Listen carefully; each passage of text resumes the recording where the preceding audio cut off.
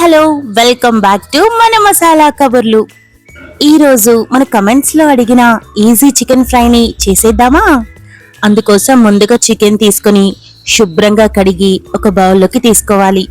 ఆ తర్వాత రుచికి సరిపడా ఉప్పు వేసుకొని, పసుపు వేసుకొని, మన కారానికి తగినట్టుగా కారం వేసుకొని, ఆ తర్వాత ఒక అర చెంచా జీలకర్రని బాగా వేయించి పొడి చేసుకున్న పొడిని కొద్దిగా వేసుకోవాలి. దాంతో పాటుగా ఇంట్లోనే తయారు చేసుకున్న అల్లం వెల్లుల్లి ముద్ద వేసుకుంటే చాలా బాగుంటుంది. ఇక ఒక స్పూన్ పెరుగు కూడా వేసుకోవాలి. ఈ ఫ్రైలో మనం ఎటువంటి నిమ్మకాయ వాడటం లేదు, కారణం పెరుగు ఆ పులుపుదనాన్ని ఇచ్చేస్తుంది. ఇక ఏమీ అవసరం లేదు. ఇక దాంతో పాటుగా అర స్పూన్ జీలకర్ర, ఒక పచ్చిమిర్చి, అలానే చికెన్ మసాలా కూడా ఇంట్లో చేసుకున్నదైతే ఇంకా రుచిగా ఉంటుంది. దాంతో పాటుగా ఒక స్పూన్ నెయ్యి కూడా వేసి అన్నింటినీ చక్కగా కలుపుకోవాలి.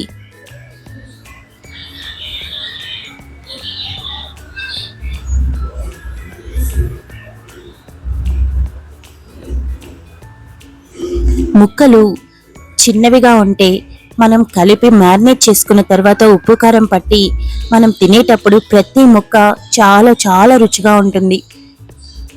ఇక ఆఖరిగా కొత్తిమీర కూడా వేసి కలిపి మ్యారినేట్ చేసి ఫ్రిడ్జ్లో పెట్టేసుకోవాలి. ఒక 10 నిమిషాలు కలిపి పక్కన పెట్టుకున్నా పర్వాలేదు, లేదా అప్పటికప్పుడు మాకు సమయం లేదు చేసుకోవాలి అనుకున్నా కూడా ఏం పర్లేదు, రుచి ఎప్పుడు మారదు. ఇక స్టవ్ మీద కడాయి పెట్టుకొని కావలసినంత ఆయిల్ వేసుకొని మనం ముందుగా నానబెట్టుకున్న చికెన్ని అందులో వేసేయాలి. సింపుల్ కదా, అన్నీ మ్యారినేట్ చేసుకోవడంలోనే వచ్చేసాయి కనుక మనం ఆయిల్లో ఏం వేయాల్సిన అవసరం లేదు. ఆనియన్స్ వేసుకోవాలి అనుకుంటే మీరు వేసుకోవచ్చు, బట్ అవసరం లేదు. ఇలా చేసినా చాలా బాగుంటుంది. మూత పెట్టి ఫ్రై చేసుకోవాలి, అది కూడా మీడియం ఫ్లేమ్లోనే. ఎందుకంటున్నాను అంటే ఆయిల్ రిలీజ్ అయ్యి కేవలం చికెన్కి ఉప్పు కారం మసాలాలన్నీ పట్టున్నాయి కదా, అవి అలానే ఉండి కేవలం నీళ్లు మాత్రమే వేరవుతాయి. ఆ టైంలో మూత పెట్టి హై ఫ్లేమ్లో ఉడికించుకోవాలి. చూసారా, ఆయిల్ పైకి తేలి అంతా ముక్కలు చక్కగా ఉడికిపోయాయి.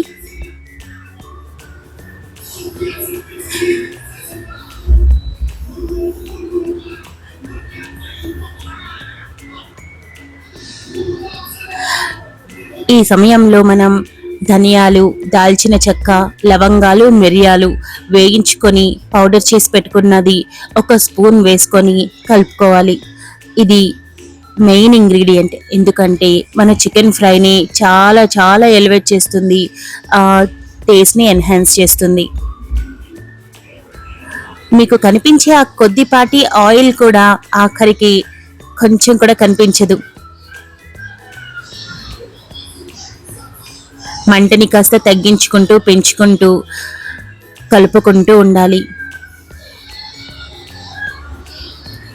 మూత పెట్టి లో ఫ్లేమ్లో ఒక 5 మినిట్స్ ఉన్న తర్వాత ఓపెన్ చేస్తే ఆయిల్ మొత్తం డిసపియర్ అయ్యి కేవలం ముక్కలు మాత్రమే మిగులుతాయి.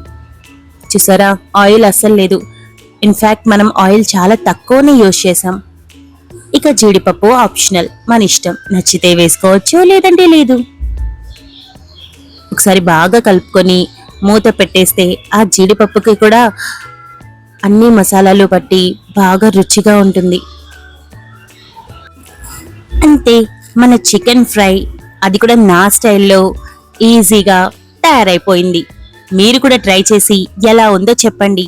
అలానే మీకు ఏదైనా రెసిపీ తెలుసుకోవాలి అనుకుంటే కమెంట్ సెక్షన్లో కమెంట్ చేయండి. Thank you so much for watching. Take care, bye.